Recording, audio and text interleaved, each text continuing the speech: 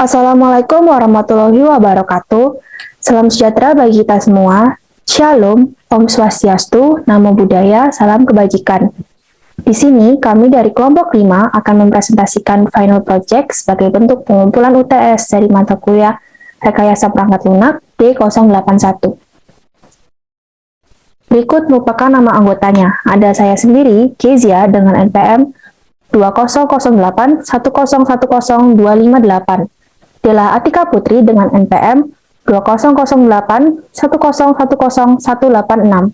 Farel Adel Muhammad dengan NPM 200810101138 dan Muhammad Abi Prakosa dengan NPM 200810101232. Selanjutnya, di sini saya akan mempresentasikan sesi 1 dan 2, yakni perangkat lunak yang hendak dikembangkan oleh kelompok kami, beserta dengan model proses pengembangannya. Software yang ingin kami kembangkan adalah chatbot rekomendasi makanan dan minuman. Chatbot sendiri merupakan sebuah program buatan berbasis artificial intelligence yang dapat mensimulasikan percakapan atau obrolan dengan pengguna lain layaknya manusia, melalui aplikasi pesan, situs web, aplikasi seluler, atau melalui telepon.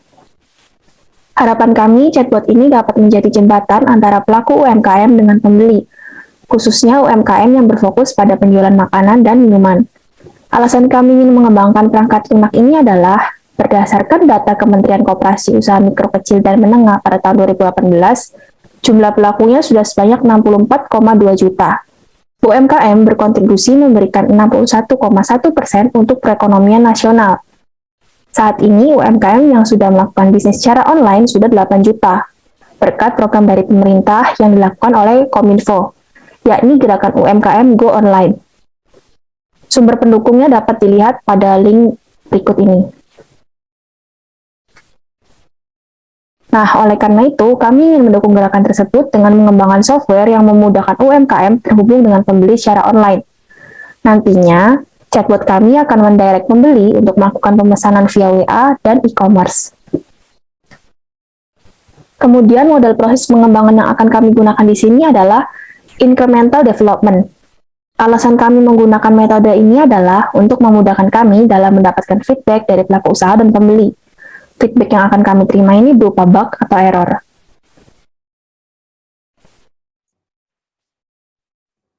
Selanjutnya adalah sisi 3, yaitu Functional User Requirements dan Non-Functional User Requirements. Functional User Requirements adalah pernyataan dari kegunaan software oleh developer ke dalam software agar pengguna dapat menyelesaikan tugas mereka, sehingga memenuhi syarat bisnis. Berikut ini adalah Functional User dari aplikasi chatbot rekomendasi makanan dan minuman. User pembeli dapat membeli dan memesan makanan dan minuman dari berbagai macam pelaku UMKM dalam chatbot tersebut. Lalu user pembeli mendapatkan rekomendasi makanan dan minuman melalui chatbot tersebut. User dapat mendaftarkan diri sebagai pelaku usaha. User penjual dapat melakukan penambahan produk makanan dan minuman. User penjual dapat menghapus produk makanan dan minuman, dan user penjual dapat menghubungkan produknya dengan tokonya yang tertera di e-commerce. User penjual juga dapat mengubah harga produk dan mengubah deskripsi produk. User penjual juga dapat memberikan promo ataupun diskon. Selanjutnya adalah non-functional user requirements. Non-functional user requirements adalah kebutuhan-kebutuhan yang dibutuhkan oleh sistem dalam menjalankan produknya secara optimal. Namun, kebutuhan ini tidak mempengaruhi bagaimana sistem bekerja. Berikut ini adalah non-functional user requirements dari aplikasi chatbot. Yang pertama adalah analisis pengguna. Tampilan aplikasi mudah dipahami, dan juga data user yang terdapat di dalam sistem terjamin keamanannya. Yang kedua adalah analisis kebutuhan perangkat lunak. Aplikasi memiliki alur pemesanan yang mudah dipahami. User dapat menggunakan aplikasi ini kapan saja, namun aplikasi ini tidak memfasilitasi transaksi jual beli. User dapat mendapatkan akses yang cepat ketika menggunakan aplikasi ini. Akan saya lanjutkan pada sesi 4, yakni Functional and Non-Functional System Requirement. Berikut merupakan kebutuhan sistem fungsional pada chatbot rekomendasi makanan dan minuman berdasarkan kebutuhan pengguna fungsionalnya. Yang pertama yaitu sistem dapat menampilkan gambar makanan dan minuman yang ada di database. Gambar makanan dan minuman dapat ditekan untuk menampilkan deskripsi makanan dan minuman secara detail. User hanya dapat menggunakan aplikasi ketika ada jaringan internet. Sistem software chatbot hanya berjalan di web browser.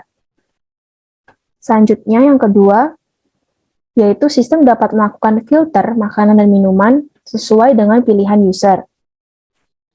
Yang ketiga, sistem dapat melakukan register akun baru berdasarkan email, username, dan password. Pengguna dapat melakukan login dengan akun yang telah tersimpan di database. Yang keempat, sistem dapat melakukan penambahan produk makanan dan minuman sesuai dengan keinginan penjual. Yang kelima, sistem dapat melakukan penghapusan produk makanan dan minuman sesuai keinginan penjual dengan menekan tombol berikon sampah. Yang keenam, sistem requirement-nya yaitu user bisa menekan tombol beli untuk melakukan pemesanan. Tombol beli akan menghubungkan pengguna ke e-commerce, yaitu Shopee, yang dimiliki penjual melalui link tag. Dan yang terakhir, sistem memfasilitasi penjual untuk dapat melakukan edit pada menu yang telah ia simpan di database. Beranjak ke non-functional system requirement. Yang pertama, sistemnya memiliki UI yang mudah dipahami user. Sistem memiliki UX yang menyenangkan guna untuk memberikan kesan positif bagi software dan memberikan pengalaman yang memuaskan untuk user. Yang kedua, sistem keamanan menjamin kerahasiaan data pribadi user ketika mendaftarkan akun. Yang ketiga, sistem berjalan terus-menerus kecuali sedang maintenance. Yang keempat, sistem requirement-nya yaitu sistem tidak memfasilitasi transaksi jual-beli. Oleh karena itu, transaksi dilakukan melalui e-commerce atau langsung dengan penjual melalui WhatsApp. Yang terakhir yaitu yang kelima, sistem dapat memfasilitasi akses yang cepat pada saat user melakukan filter makanan dan minuman. Sistem memastikan semua fitur dari software dapat berjalan dengan baik. Oke, selanjutnya di sini ada model konteks. Model konteks digunakan untuk mengilustrasikan operasional konteks dari suatu sistem sehingga dapat menggambarkan arsitektur model dan hubungannya dengan sistem-sistem lain. Di sini digambarkan contohnya ada sistem pemesanan makanan minuman, ada sistem registrasi akun penjual, sistem display makanan minuman, sistem penyimpanan data, sistem rekomendasi makanan minuman, sistem login, dan ada sistem pembaruan data makanan minuman. Semua sistem-sistem tadi itu saling terhubung melalui sistem chatbot makanan dan minuman. Kemudian akan saya lanjutkan tentang model interaksi.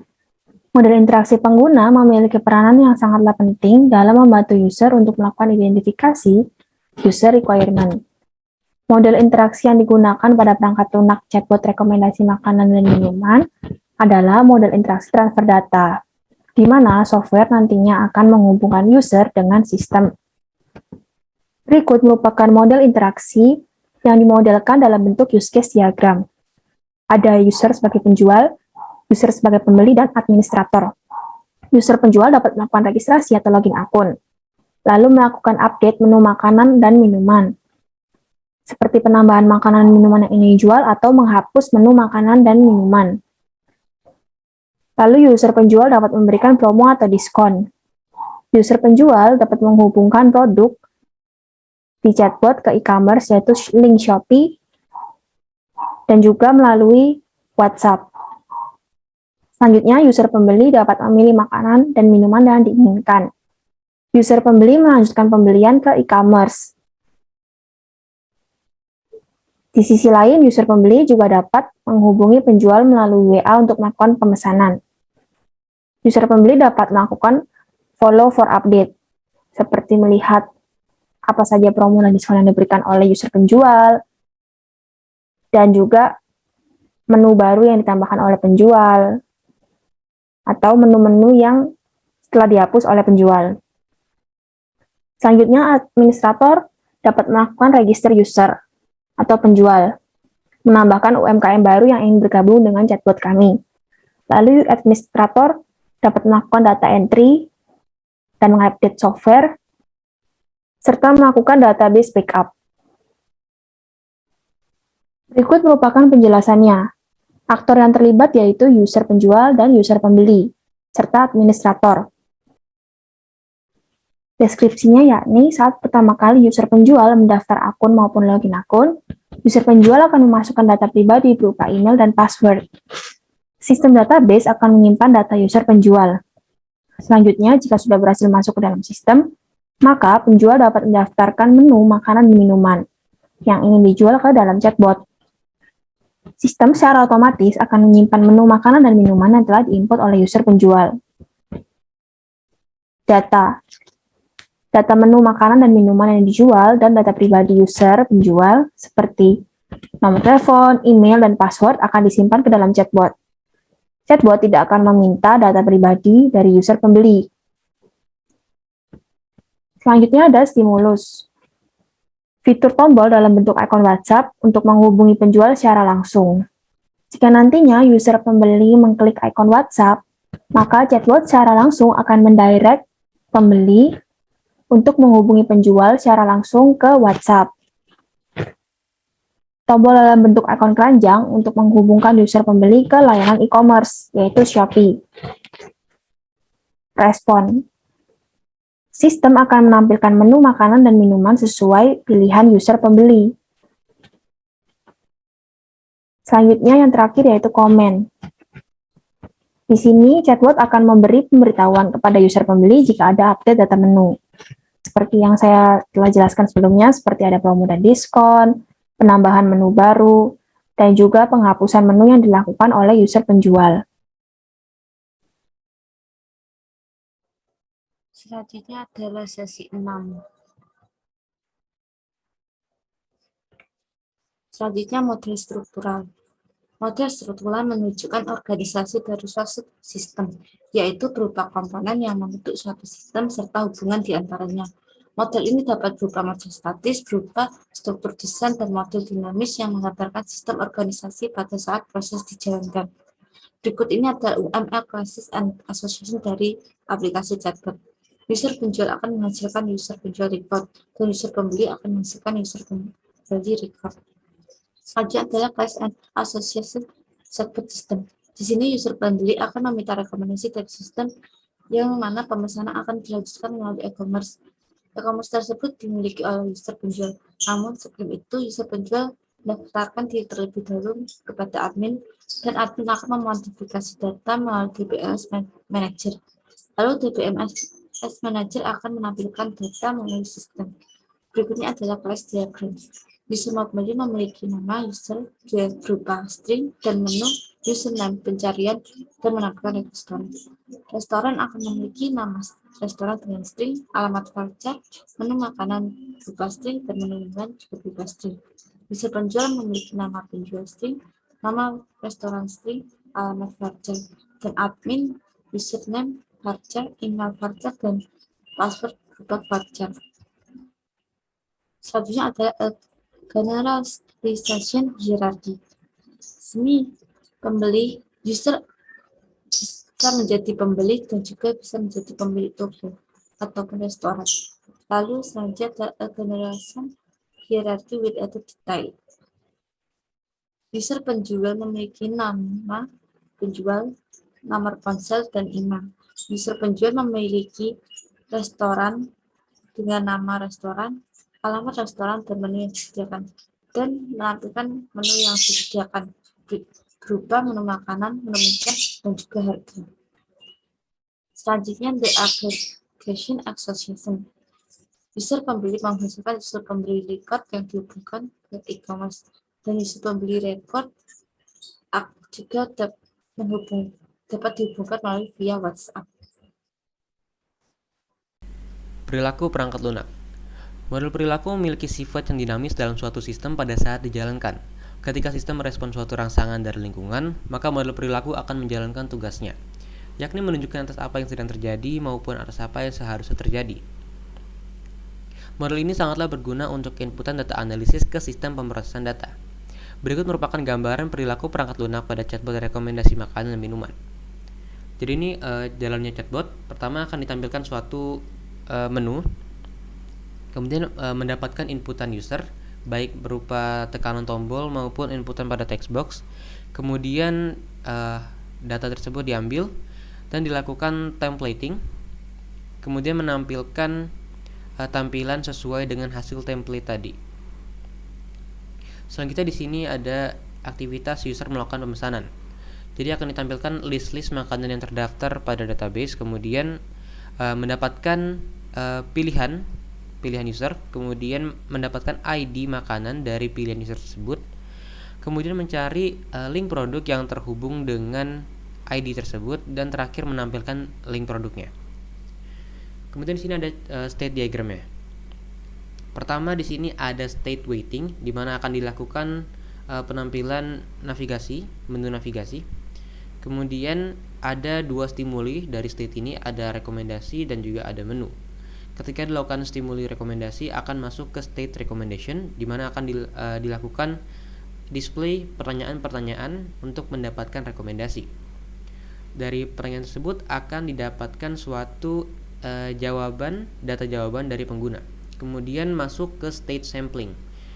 Jadi pada state sampling ini akan dilakukan pemilihan produk yang ada di database sesuai dengan jawaban user tadi. Kemudian masuk ke state display product, di mana akan ditampilkan produk-produk yang sesuai dengan kriteria user.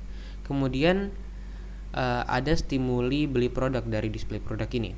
Ketika dilakukan stimuli beli produk akan masuk ke state buy, di mana akan didapatkan ID dari produk tersebut. Kemudian ID produk tadi dimasukkan ke dalam state link, di mana akan menampilkan link yang terhubung dengan ID produk tadi. Nah, selain stimuli rekomendasi, ada stimuli menu, di mana akan masuk ke state menu yang akan menampilkan menu-menu makanan yang sudah ada di database. Kemudian masuk ke state buy melalui stimuli beli produk, dan dilakukan hal yang sama, yaitu mendapatkan ID dan menampilkan link. Pada state recommendation, state menu, dan juga state link terdapat stimuli menu utama untuk kembali ke state waiting. Nah, ini merupakan daftar dari state dan stimulinya. Ada state waiting, yaitu menunggu input user. Kemudian ada menu, menampilkan menu makanan minuman yang terdapat di database. Kemudian recommendation, yaitu menampilkan pertanyaan untuk memberikan rekomendasi. Kemudian ada sampling, yaitu memilih produk yang sesuai dengan kriteria user. Kemudian ada display produk, yaitu menampilkan produk yang memenuhi kriteria user. Kemudian ada buy, yaitu mendapatkan ID produk yang dipilih user. Kemudian ada link, yaitu menampilkan link yang valid untuk membeli produk yang terhubung dengan ID. Kemudian ada beberapa stimuli, ada stimuli rekomendasi ketika user menekan tombol rekomendasi, stimuli menu utama, user menekan menu utama. Kemudian ada stimuli menu, user menekan tombol menu. Ada stimuli beli produk, user menekan tombol beli. Selected product, yaitu mendapatkan ID dari produk yang user pilih. Dan terakhir answer data atau data jawaban ketika di state rekomendasi. Baik, di sini saya akan melanjutkan pada proses, yaitu order processing, yang mana yang sebelah kiri ini adalah proses di mana chatbot kami itu ada e-commerce. Nah, yang sebelah kanan itu adalah via WA langsung ke penjual. Baik, untuk yang sebelah kiri yaitu pembeli langsung memilih makanan atau minuman, lalu divalidasi oleh user itu sendiri, yaitu pembeli. Lalu pembelian akan berlanjut ke e-commerce itu dalam keadaan validasi oke. Lalu berlanjut kepada penjual. Jadi antara pemilihan sampai ke penjual itu validasi harus oke. Untuk yang via WhatsApp, pembeli langsung memilih makanan atau minuman lalu divalidasi, itu langsung berlanjut via WhatsApp, lalu pembeli itu langsung menghubungi penjual melalui WhatsApp. Untuk tahapan operation pada chatbot yaitu yang pertama login. Kita login akun. Ketika sudah berhasil, pembeli memilih makanan atau minuman, lalu user memesan makanan minuman yang berlanjut pada e-commerce, dan mentotal dari harga makanan yang dibeli, lalu user melakukan pembelian dan membayar, lalu berlanjut kepada e-commerce yang mengirim pesanan kepada user pembeli yang ditunggu oleh pembeli, lalu diterima oleh pembeli. Selanjutnya adalah sesi 7. The architecture of chatbot food and behavior recommendation. Chatbot memiliki configuration service berupa identity management, UMKM management, dan application service berupa email, messaging, menu display, WhatsApp directing, resort image, Shopee food directing, address, dan penambung. Utility service-nya berupa authentication, application storage, UMKM profile or menu, monitoring food and drink recommendation. Configuration service. Identity management fungsi untuk mengatur profil pengguna yang sebagai penjual yang terdapat di halaman profil seperti foto profil, nama UMKM, alamat email, nomor WhatsApp, dan link Shopee Food. UMKM Management berfungsi untuk mengatur detail menu makanan dan minuman yang akan ditampilkan pada chatbot halaman utama saat berinteraksi dengan pembeli, seperti foto maupun deskripsi produk yang akan dijual. Application Service. Email berfungsi untuk memulai proses autentikasi. Messaging berfungsi untuk merekomendasikan makanan dan minuman dengan pembeli. Menu display. Chatbot ini akan menampilkan rekomendasi makanan dan minuman yang dijual oleh UMKM yang telah menjalin kerjasama. Lalu WhatsApp directing. User pembeli dapat memilih untuk melakukan pemesanan dengan cara menghubungi penjual secara langsung melalui link WhatsApp yang telah disediakan. Research image berfungsi untuk mengatur atau menambahkan atau menghapus foto makanan dan minuman yang akan dijual dan foto poster berupa pemberitahuan diskon ataupun voucher yang disediakan oleh UMKM. Foto dapat secara langsung diposting dari perangkat pengguna dengan melakukan login terlebih dahulu. Shopee Food Directing, user pembeli dapat memilih untuk melakukan pemesanan produk melalui link Shopee yang telah disediakan. Address dapat berupa alamat email untuk melakukan proses autentikasi sebagai pelaku UMKM yang telah menjalin kerjasama. Penambah berfungsi untuk sarana antara pembeli dan penjual yang mana akan melanjutkan pemesanan melalui via WhatsApp. Selanjutnya adalah utility service. Authentication memiliki autentikasi berupa login dan register terhadap pengguna ataupun penjual saat ingin menggunakan chatbot. Application storage. Chatbot memiliki penyimpanan database untuk detail menu makanan dan minuman yang akan direkomendasikan ke pengguna chatbot pembeli. UMKM profil atau menu menampilkan halaman UMKM yang berisi alamat dan menu restoran serta menu yang disediakan. Selanjutnya monitoring berfungsi untuk memonitor menu yang akan ditambahkan dan dikurangi atau dihapus oleh pelaku UMKM. Food and drink recommendation adalah rekomendasi user selaku pembeli dalam membeli makanan atau minuman yang disediakan oleh UMKM yang telah menjalin kerjasama. Baik, selanjutnya yaitu adalah MVC atau The Model View Controller dari chatbot kami, yaitu MVC merupakan sebuah konsep pembangunan aplikasi berbasis web yang membagi aplikasi web menjadi 3 bagian besar, yaitu model bertugas untuk mengatur, menyiapkan, memanipulasi, dan mengoordinasikan data dari database sesuai dengan instruksi dari controller. Lalu ada view bertugas untuk menyajikan informasi kepada user sesuai dengan instruksi dari controller. Lalu yang terakhir yaitu controller yang menjembatani model dan view. Controller berisi perintah-perintah yang berfungsi untuk memproses suatu data dan mengirimkannya ke halaman web. Untuk contohnya bisa dilihat pada gambar 1.0. Lalu kapan ini digunakan, yaitu ketika untuk memisahkan bisnis logic dengan UI atau tampilan yang dilihat oleh user. Apa keuntungannya?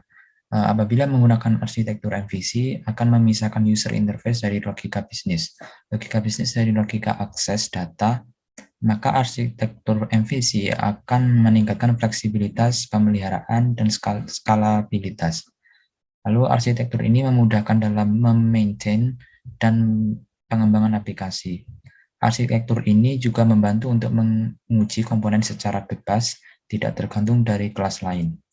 Lalu, apa kekurangannya? Yaitu kemungkinan akan membutuhkan lebih banyak programmer. Lalu yang selanjutnya, pengetahuan terhadap teknologi sangat dibutuhkan. Dan yang terakhir, banyak layer yang akan dibuat sehingga pengembangan aplikasi akan lama. Kita lanjut pada contohnya.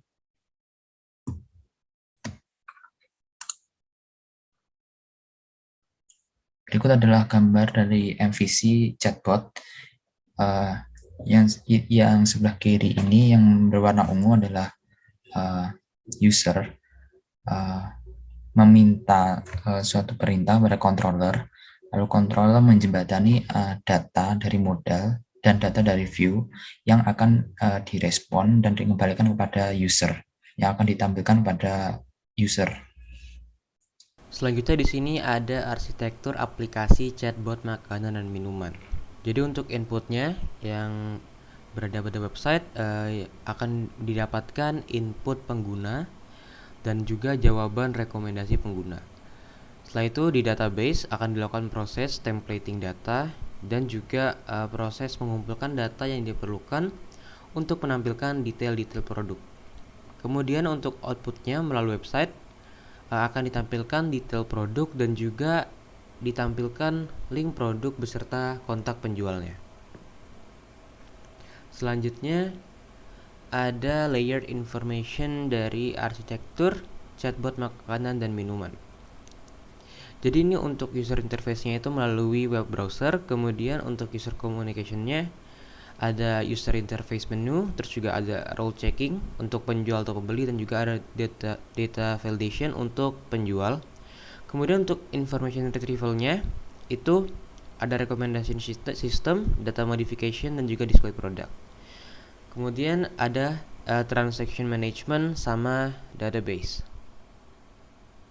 Oke, selanjutnya di sini merupakan mockup dari aplikasi chatbot makanan dan minuman.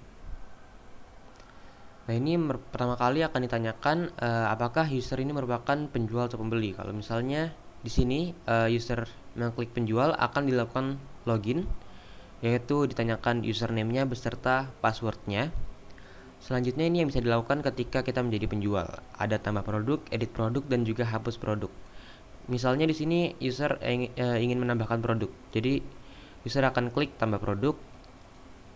Kemudian di dalam tambah produk ini akan diminta nama dari produknya. Jadi akan diinputkan di text box bawah sini. Kemudian akan tanyakan link foto produk. Jadi diinputkan lagi link fotonya. Selanjutnya harga dari produknya di sini, dan terakhir adalah deskripsi dari produknya. Kemudian penambahan produk sudah berhasil. Kemudian bisa kembali ke menu navigasi tadi. Nah, selanjutnya ini kalau misalnya usernya memilih untuk menjadi pembeli, akan masuk ke tampilan ini, perkenalan dari chatbotnya. Kemudian apabila user mengklik meluncur ini, akan lanjut ke tampilan selanjutnya, yaitu navigasi dari chatbotnya. Jadi ada beberapa pilihan yang bisa dilakukan. Misalnya user ingin mencari makanan, dia bisa klik cari makanan dan akan masuk ke tampilan yang ini. Oke, terus ada dua pilihan cara untuk mencari makanan, ada rekomendasi makanan, juga ada daftar makanan. Rekomendasi makanan, user akan mendapatkan rekomendasi dari chatbotnya, sedangkan daftar menu akan ditampilkan menu yang terdaftar pada database. Kemudian ini misalnya user klik rekomendasi makanan akan masuk seperti ini. Kalau misalnya user siap, dia akan masuk ke pertanyaan-pertanyaan rekomendasi makanan. Baik, di sini dari gambar ini merupakan yang pertama yang sebelah kiri, yaitu di mana fitur untuk filter budget untuk pelanggan. yang dimana pelanggan bisa menentukan di range atau kisaran harga berapa mereka ingin membeli makanan atau minuman. Lalu sebelah kanan ini adalah filter di mana untuk sahabat kita yang beragama Islam, umat Muslim, untuk menanyakan makanan halal atau tidak. Lalu yang sebelah kiri ini adalah fitur di mana kami sebagai developer ikut menanyakan kesehatan, apakah pelanggan membutuhkan makanan yang sehat atau tidak. Lalu yang sebelah kiri kami juga menanyakan apakah pelanggan suka makanan pedas atau tidak. Dan untuk yang sebelah kiri ini sekali lagi ini dari kami sebagai developer juga memberikan pilihan atau pertanyaan apakah pelanggan mempunyai alergi terhadap makanan laut atau tidak.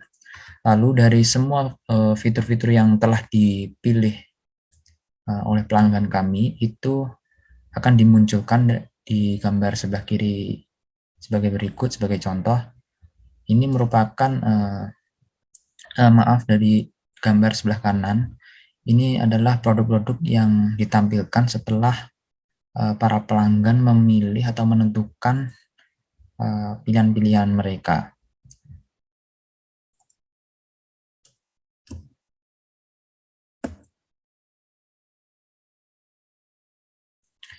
Baik, kita lanjut kepada kelebihan dan kekurangan daripada chatbot.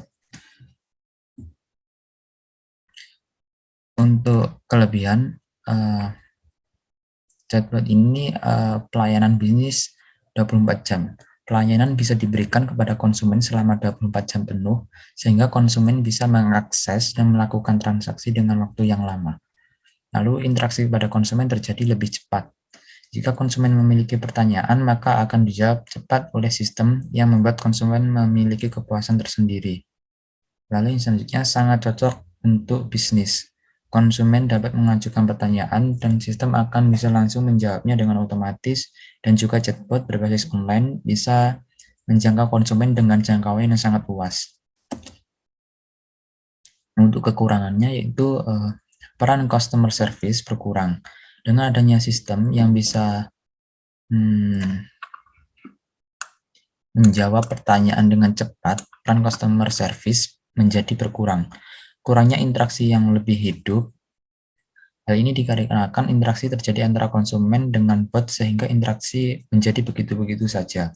Lalu yang selanjutnya yaitu tidak bisa menjawab seluruh pertanyaan. Tidak semua pertanyaan dari konsumen bisa dijawab oleh bot. Misalnya konsumen meminta pertanggungjawaban atas produk yang dibelinya. Bot sangat terbatas untuk menjawab pertanyaan-pertanyaan seperti itu. Terima kasih atas perhatiannya, kurang lebihnya mohon dimaafkan. Wassalamualaikum warahmatullahi wabarakatuh.